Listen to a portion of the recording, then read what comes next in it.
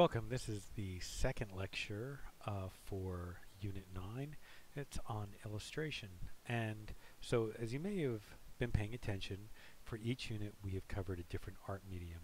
We've covered drawing in the very first unit. We covered ceramics, sculpture, architecture, painting, printmaking, photography.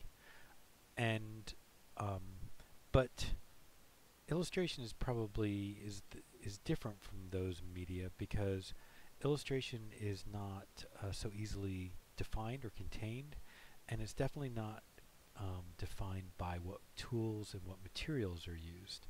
And what I mean by that is that there are today working illustrators who work in cut paper, and there are today working illustrators who work entirely digitally, and today there are working illustrators who work entirely in watercolor and colored pencil or entirely in oil paints.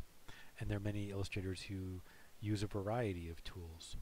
And so there's no set material or tools that are specific to being an illustrator. Being an illustrator is more defined by the way, what purpose the art serves.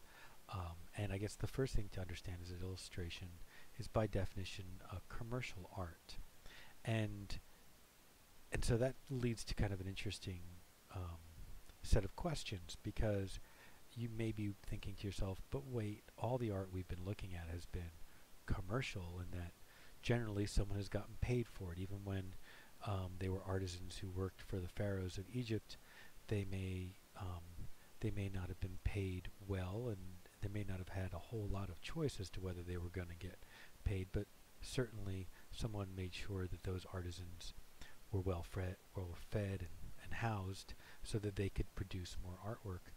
So by commercial, I mean that more than just that the artist is making a living doing it, because after all, lots of artists have made a living making their art.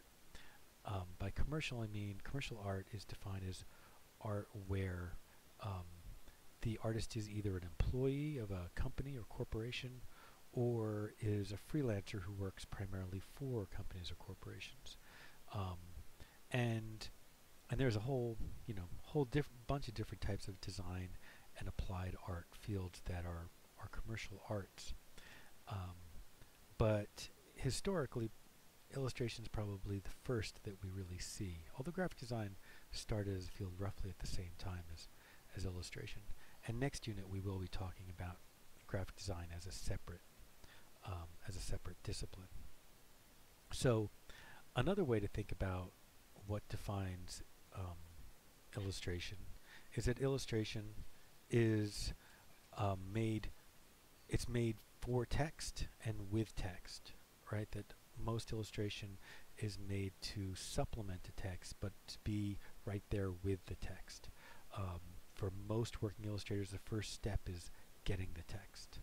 So that's another way to think about it. And anyway, I think probably the best way for us to further think about what is or is not illustration is to start looking.